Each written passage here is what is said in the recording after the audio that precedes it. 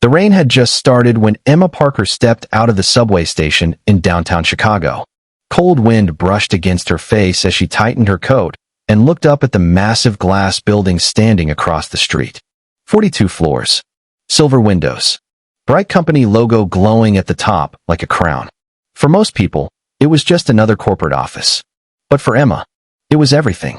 3 years earlier, she had walked into that building with a cheap handbag, nervous hands, and a dream bigger than her fears. Now she was one of the top project managers in the company. Or at least, she thought she was. Emma crossed the street carefully, avoiding puddles as taxis rushed past. Inside the lobby, people moved quickly with coffee cups and laptops, barely noticing one another. The receptionist smiled politely. "Morning, Emma." "Morning." Emma forced a smile back. Something felt strange today. She couldn't explain it. Maybe it was the silence in the elevator. Maybe it was the way two coworkers suddenly stopped talking when she entered. Or maybe it was the message waiting on her phone. "Mr. Reynolds wants to see you immediately." No explanation. No details. Her stomach tightened. On the 31st floor, the office buzzed with tension. Keyboards clicked rapidly. Phones rang. But the moment Emma walked through the department doors, several people looked away. That never happened before. Emma walked toward her desk where her best friend at work, Lisa, sat frozen with concern on her face. "Emma, what happened?" Lisa hesitated. "I don't know exactly, but Reynolds is furious." Emma frowned. "About what?" Lisa lowered her voice. "There's talk that the Harrison deal collapsed." Emma's heart skipped. That's impossible. The Harrison deal was the biggest contract of the year. Emma had spent 6 months building it. Late nights. Weekend meetings. Hundreds of revisions. It was her project. Her reputation. Her future promotion. And yesterday, the clients had literally shaken her hand and thanked her. So how could it suddenly collapse overnight? Before she could think further, her office phone rang. Sharp. Cold. Demanding. Emma slowly picked it up. "Mr. Reynolds is waiting," the secretary said. Click. No warmth. No kindness. Emma inhaled deeply and walked toward the large corner office at the end of the hallway. Every step felt heavier. Inside the glass walls, Daniel Reynolds stood beside the window with his hands behind his back. Tall. Perfect suit. Emotionless face. The kind of boss who made employees nervous with a single glance. He didn't look at her when she entered. "Close the door." Emma obeyed. The sound of the door shutting felt terrifyingly final. Finally, Reynolds turned around. His eyes were ice cold. "Do you have any idea what you've done?" Emma blinked. "Sir, I honestly don't know what this is about." He slammed a folder onto the desk. The sound echoed through the room. "The Harrison Group pulled out this morning." Emma stared at him in shock. "What?" "They claim confidential financial projections were leaked." Her face lost color instantly. "That's not possible." "They received internal documents from another competitor." Emma shook her head rapidly. No, I would never." Reynolds interrupted sharply. "The files were traced to your company account." Silence. Emma felt her ears ringing. That can't be right. "Unfortunately for you, it is." Emma stepped forward desperately. "Sir, someone must have hacked." "You expect me to believe that?" His voice rose louder. "Do you understand how much money this company just lost?" People outside the glass office slowly began noticing the confrontation. Emma's breathing became shaky. "I swear I didn't leak anything." Reynolds stared at her without sympathy. "For 3 years I defended you." Emma's eyes widened slightly. "What?" "You were inexperienced. Emotional. Too soft for executive leadership." His words hit hard. "But I gave you opportunities anyway." Emma swallowed painfully. "And this is how you repay the company?" Tears began forming in her eyes. "Please investigate properly before making assumptions." Reynolds pressed a button on his desk. Suddenly the office doors opened. 2 HR representatives walked inside. Emma froze. No. Not like this." The female HR manager held a folder tightly against her chest. "Emma Parker," Reynolds said coldly, "effective immediately, your employment with this company is terminated." The words shattered her. For a moment, she genuinely stopped breathing. "What?" "You violated company confidentiality policies." "I didn't." Her voice cracked loudly. Employees outside now openly stared through the glass walls. Emma noticed them. Whispers spreading. Eyes judging her. Humiliating her. She looked back at Reynolds desperately. You know me. His expression never changed. You'll hand over your access card before leaving. Tears rolled down her cheeks. This is a mistake. The HR manager stepped closer gently. Emma. But Emma stepped back. No. Her voice trembled violently. No. I gave everything to this company. Nobody answered. 3 years. Gone in 30 seconds. Emma looked around the office one last time. The awards on the shelves. The presentation screen. The city skyline behind Reynolds. She remembered every late night. Every sacrifice. Every missed family dinner. Every time she chose work over sleep. And now, she was being thrown away like garbage. Reynolds adjusted his cufflinks calmly. We're done here. That sentence broke something inside her. Not anger. Not sadness. Something deeper. A realization. To him. As she walked toward the elevators, nobody stopped her. Not one executive. Not one manager. Not even Reynolds. The elevator doors closed. And the moment she was finally alone, she broke. Tears poured uncontrollably as she covered her mouth to stop herself from sobbing loudly. Everything was gone. Her job. Her reputation. Her future. By the time she reached the lobby, the rain outside had become heavier. Emma walked into it without opening her umbrella. She barely even noticed the cold anymore.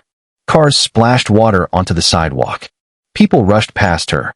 But Emma kept walking aimlessly through the city like someone whose entire identity had just been erased. Hours later, she sat alone inside a tiny apartment.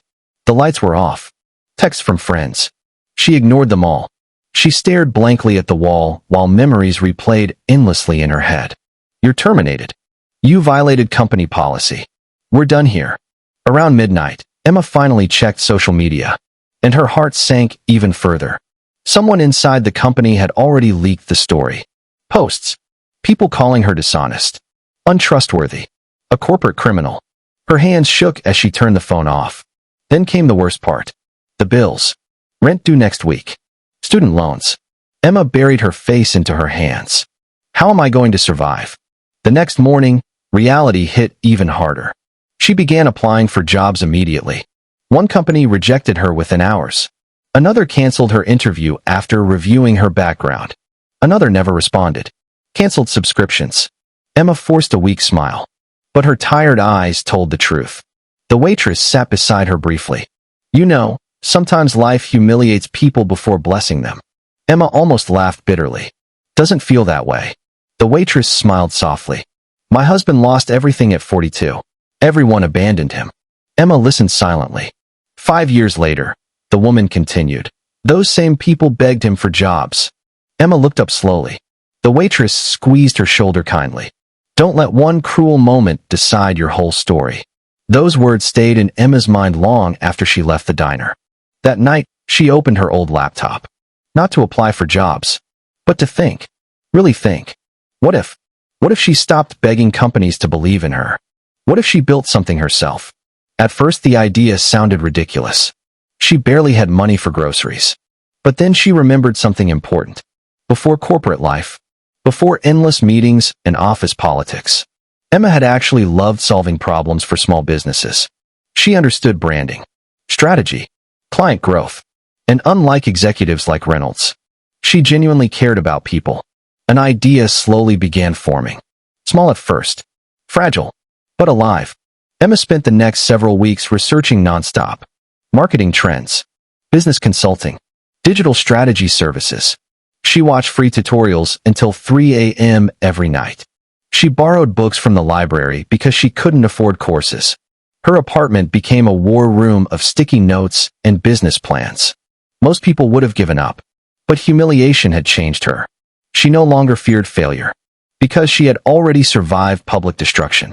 One afternoon, while working from a coffee shop, a local bakery owner nearby struggled with online orders on her laptop. Emma quietly helped her fix the issue.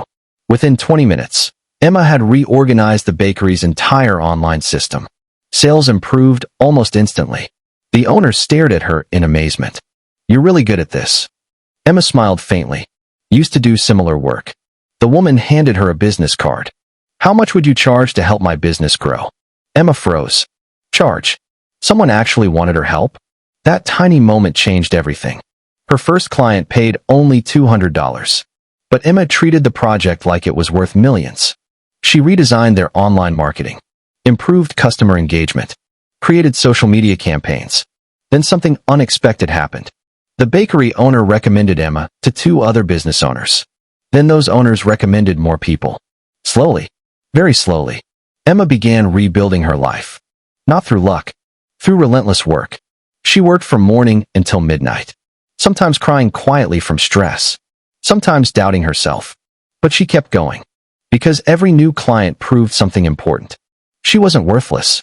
She had never been worthless. 1 year later, Emma Parker stood inside a small office with only 4 employees. It wasn't glamorous. The desks didn't match.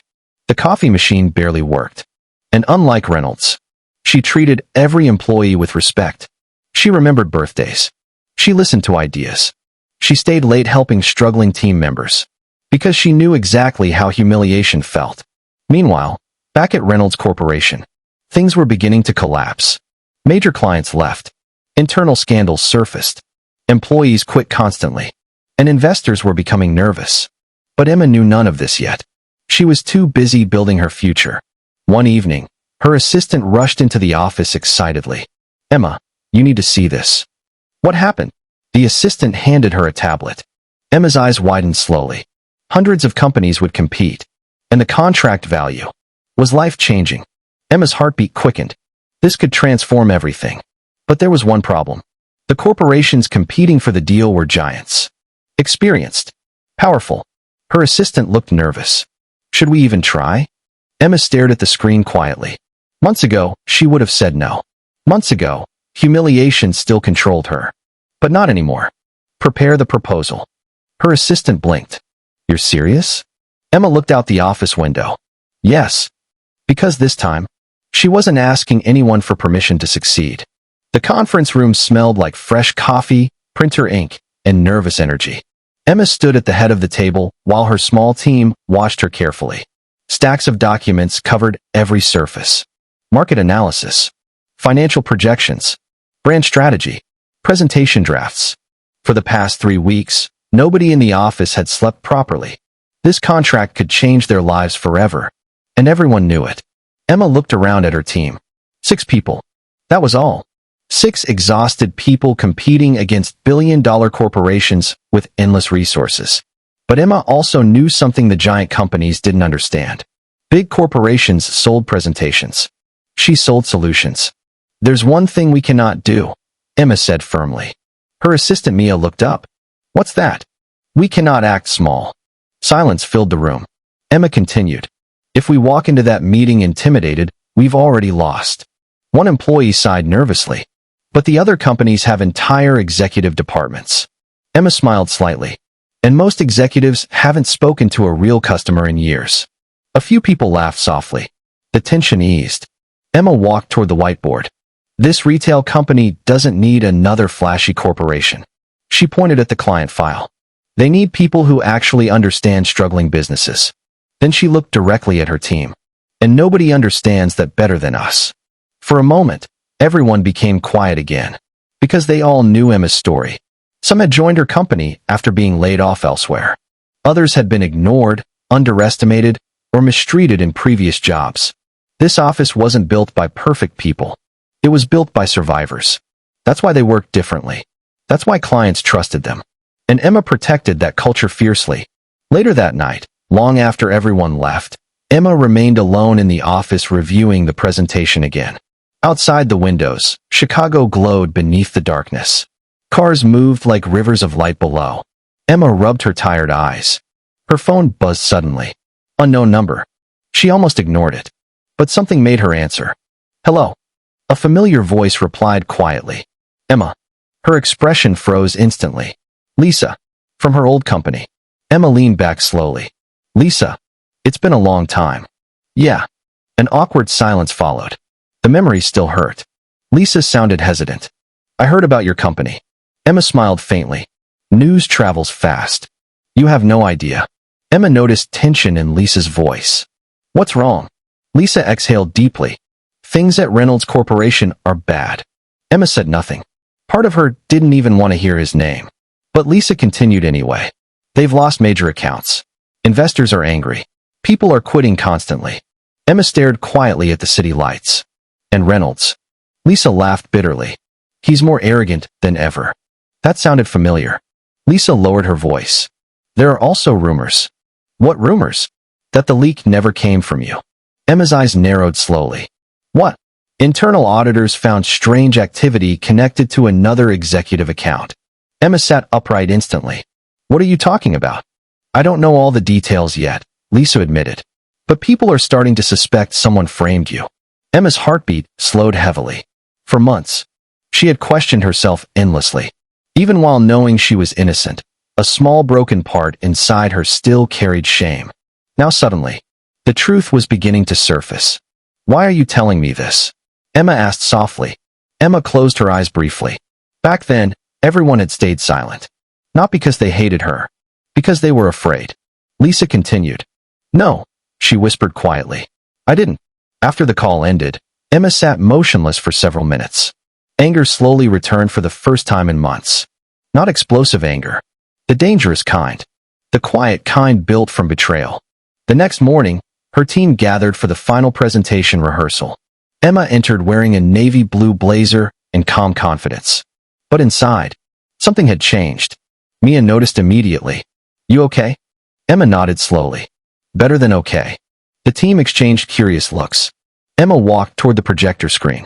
Today we stopped thinking like survivors. She looked each employee directly in the eyes. Today we walk in there like leaders.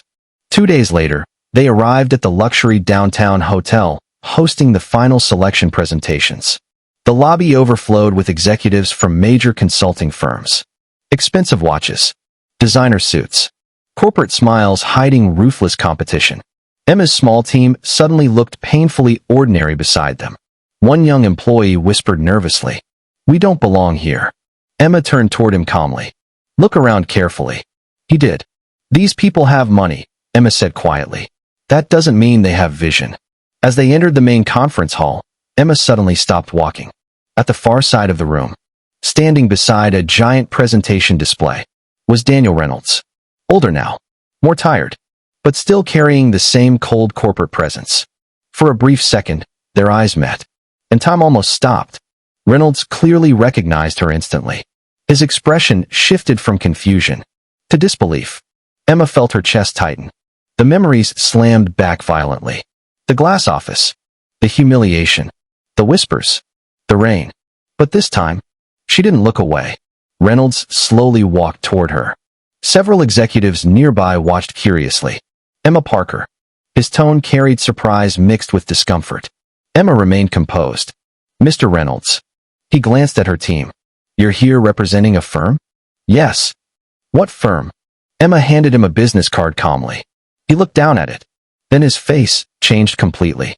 Parker Strategic Solutions. Reynolds stared back at her. Realization slowly hit him. This wasn't a small freelance operation. This was a real competitor. And judging by the event invitations, a respected one. You built this? He asked quietly. Emma nodded. Yes. For the first time since she had known him. Daniel Reynolds looked uncertain. Before he could respond, another executive approached Emma warmly. Ms. Parker, we've heard incredible things about your company. Emma smiled professionally and shook hands. Reynolds stepped back slightly as more people greeted her respectfully. That bothered him. A lot. Because the woman he publicly destroyed was no longer broken. She was rising. And everyone in the room could see it. Hours later, the presentations began. Large corporations went first. Polished slides. Complicated jargon. Overpriced promises. Emma watched quietly from backstage. Then finally, Parker Strategic Solutions. Her team inhaled nervously. Emma stood, straightened her blazer, and walked onto the stage. The massive room suddenly felt silent. Hundreds of executives, investors, board members. Emma looked toward the client representatives seated in front. Then she began. I know we are the smallest company presenting today. A few executives smirked immediately. Emma noticed, but continued calmly. And that's exactly why we understand your customers better than anyone else in this room. The room became quieter. No flashy introduction. No corporate nonsense. Just truth. Emma spoke about struggling business owners, real customer behavior, human trust, community loyalty. She explained strategies not like a salesperson, but like someone who genuinely cared. And slowly, the room leaned in. Even Reynolds watched silently from the side. Emma's confidence wasn't fake anymore. It came from pain, from rebuilding herself from nothing, from surviving humiliation. Halfway through the presentation, one board member interrupted skeptically. "Ms. Parker, your company is significantly smaller than your competitors. Why should we trust you with a national expansion?" The room waited. This was the moment many expected her to fail. But Emma smiled softly. Because when large companies fail, they lose percentages. She paused. When small businesses fail, people lose their lives. Complete silence. Emma continued. "My team understands pressure because we've lived it." She glanced briefly across the room. "And unlike corporations focused only on numbers, we build relationships people actually remember." One elderly board member slowly nodded. Another started taking notes. Even some competitors looked uncomfortable now. Because Emma wasn't just giving a presentation. She was telling the truth.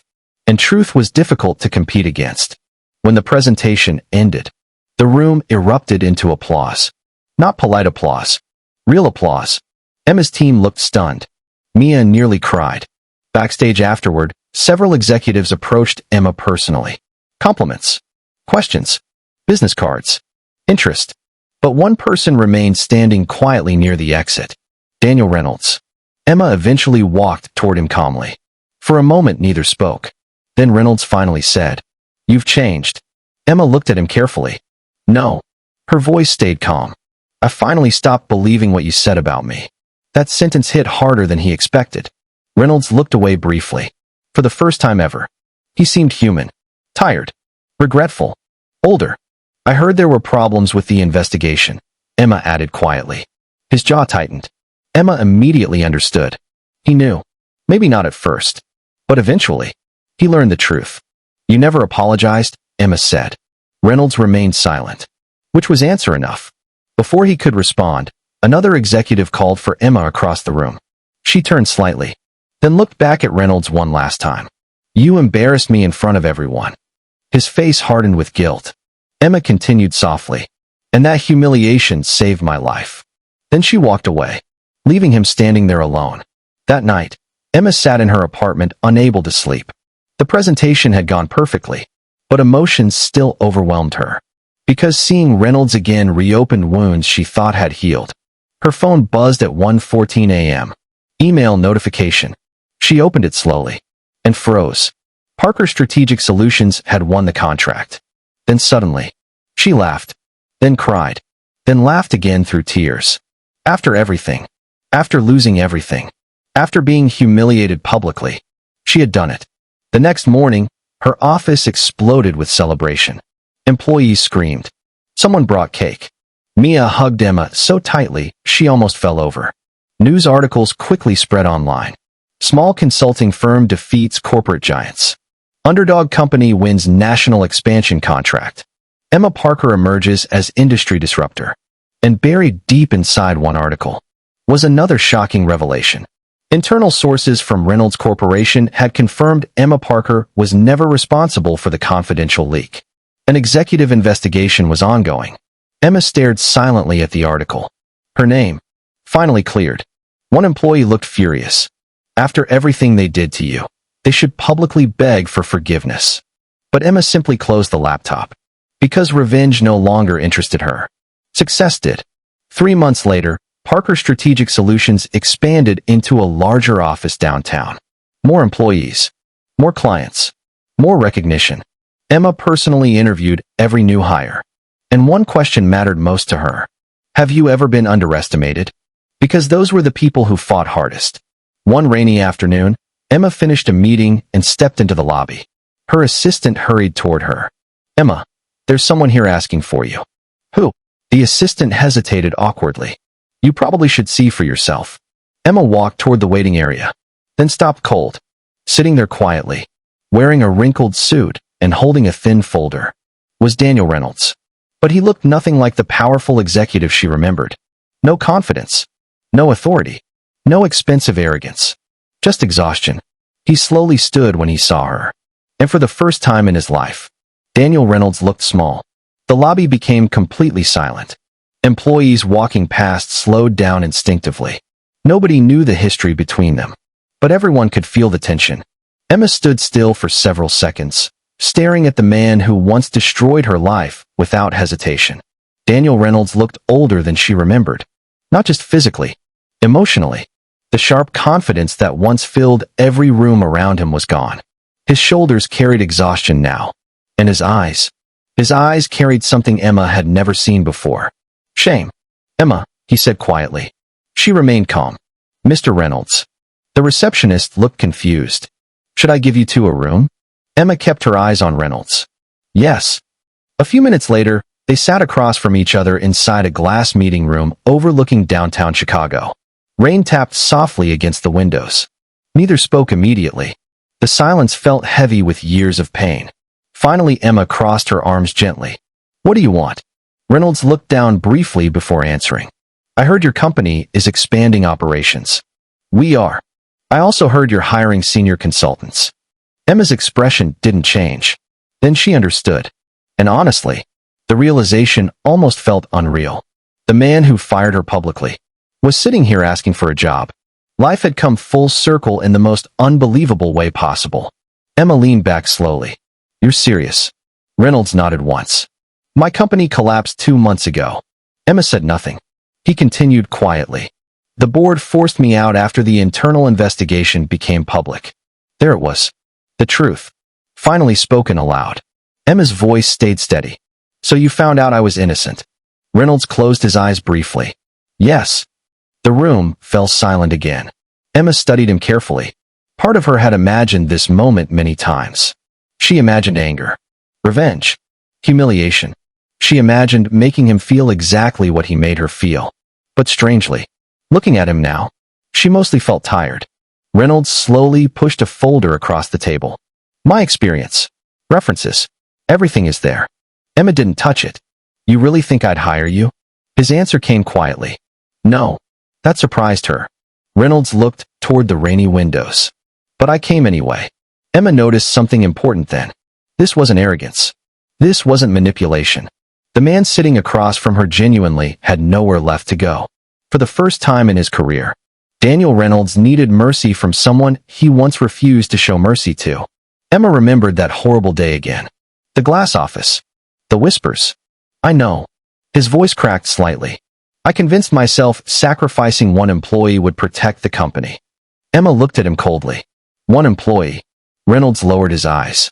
That's how executives talk when they stop seeing people as human beings. Those words hit him hard. Because they were true. Emma leaned forward slightly. Do you know what happened after you fired me? Reynolds remained silent. I couldn't get hired anywhere. Her voice stayed calm, but emotional weight filled every word. I sold my belongings to pay rent. He swallowed painfully. I stopped eating properly because I couldn't afford groceries. Reynolds looked devastated now. Emma continued quietly. And every night I replayed that moment in my head wondering why I wasn't worth basic dignity. The room became unbearably quiet. Outside the glass walls, employees worked normally, unaware of the emotional storm inside. Finally, Reynolds spoke softly. There's no excuse for what I did. Emma stared at him for several seconds, then asked the question she had carried for years. Why humiliate me publicly? That question clearly hurt him most. Because he knew the answer. Fear. Ego. Power. Corporate image. I thought appearing decisive would protect my reputation, he admitted. Emma gave a small bitter smile. And did it? Reynolds looked down silently. No. It destroyed everything. His company. His career. His identity. Meanwhile, the woman he humiliated had rebuilt herself stronger than ever. The irony was almost painful. After another long silence, Reynolds slowly stood. I didn't come expecting forgiveness. Emma watched him carefully. I just wanted to say I'm sorry before it was too late. He picked up the folder again, then turned toward the door. But before he reached it, Emma spoke. Wait. He stopped instantly. Without turning around, Emma looked out at the city thoughtfully. Reynolds slowly looked back. If you hadn't fired me, she said quietly, I would still be working under someone else. But rebuilding it taught me who I actually was. For the first time, Emotion overwhelmed Reynolds completely.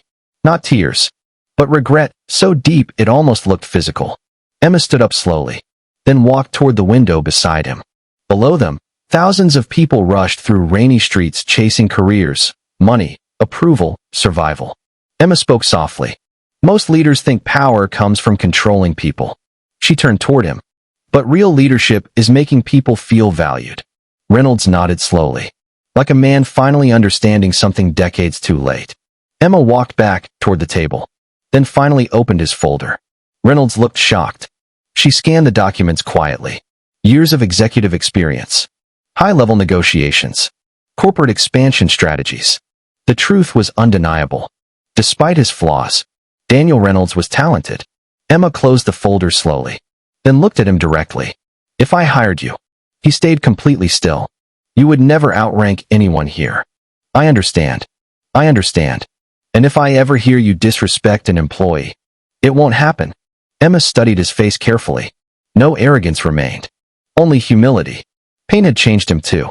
Finally, Emma asked softly, "Why should I trust you?" Reynolds answered honestly. Silence. Then slowly. Emma smiled.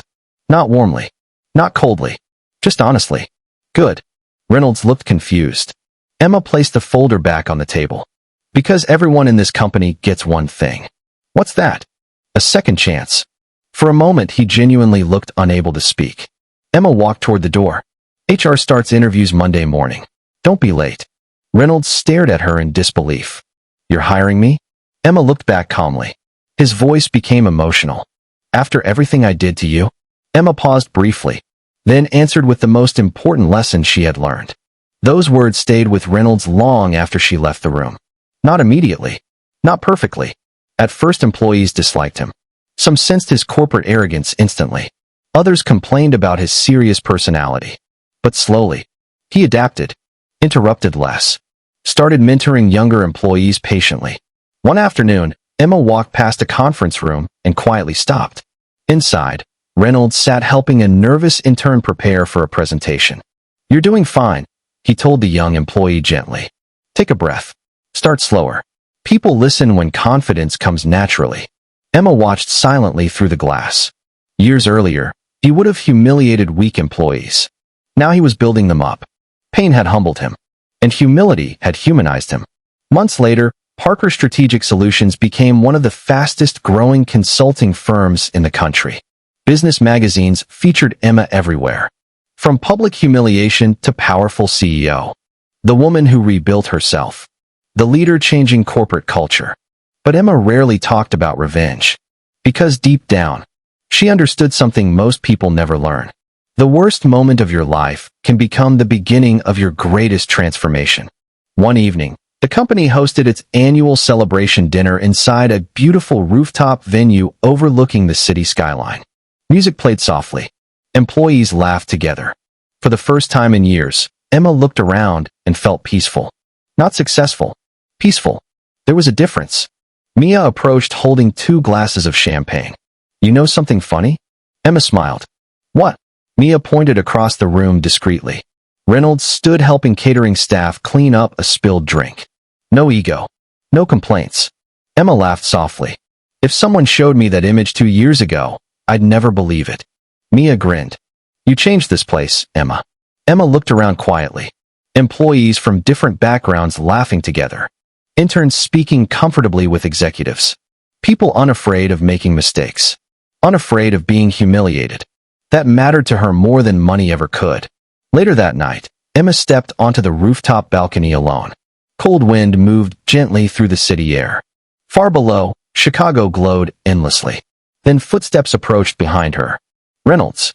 He stopped beside her quietly. For a moment, both simply stared at the skyline. Then Reynolds spoke softly. You built something extraordinary. Emma smiled faintly. We built it. He nodded slowly. Another silence followed. Then he said something unexpected. You know, I used to think success meant being feared. Emma looked toward him. What do you think now? Reynolds watched the employees inside laughing together. I think people work hardest where they feel respected. Emma smiled quietly. Exactly. After another moment, Reynolds looked at her seriously. I'll spend the rest of my life regretting what I did to you. Emma thought carefully before answering, then finally said, "Good." He looked surprised. Some pain should never be forgotten. Rain began falling lightly across the city again, strangely similar to the day Emma lost everything. But tonight felt completely different. Because this time, she wasn't standing outside in humiliation. She was standing above the city she conquered. Not through revenge, not through cruelty, but through resilience, through dignity, through refusing to let broken moments define her future. Emma looked at the skyline one final time, and for the first time in years, the memory of that terrible day no longer hurt. Because now she understood something powerful. Sometimes life destroys the version of you that needed approval, so you can become the version that finally knows your worth.